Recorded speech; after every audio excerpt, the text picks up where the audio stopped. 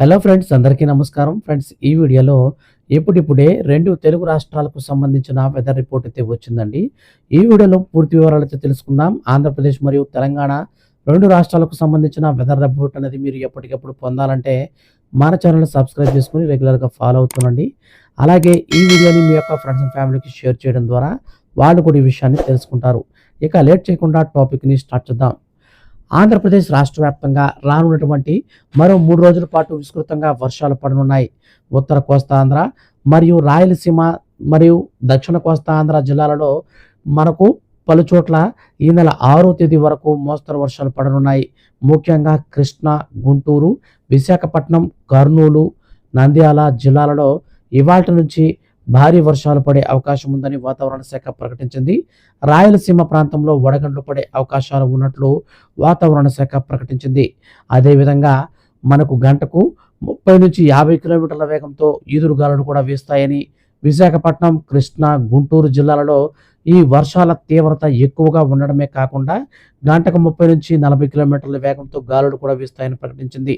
ఉత్తర కోస్తా జిల్లాలలో ఇవాళ రేపు పలుచోట్ల పిడుగులు పడే ప్రమాదం ఉన్నందున ఆరు బయట ఎవరు తిరగవద్దని రైతులు అలాగే గొర్రెల కాపరులు అందరూ కూడా జాగ్రత్త వహించాలని వాతావరణ శాఖ ప్రకటించింది. ఇక అదేవిధంగా తెలంగాణకు సంబంధించి మనం పూర్తి వివరాలు కనుక చూసుకుంటే తెలంగాణ రాష్ట్ర వ్యాప్తంగా ఏప్రిల్ 6వ తేదీ వరకు పలుచోట్ల భారీ వర్షాలు కురిసే అవకాశం ఉందని వాతావరణ శాఖ ప్రకటించింది.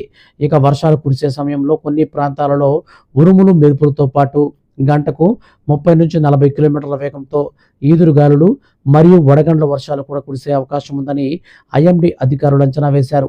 వికారాబాద్, మహబూబ్నగర్, వనపర్తి, నారాయణపేట, జోగులాంబ, గద్వాల్, నిజామాబాద్, సంగారెడ్డి, మెదక్, కామారెడ్డి జిల్లాలలో వడగండ్లతో పాటు భారీ వర్ష సూచన ఉంటుందని వాతావరణ శాఖ ప్రకటించింది.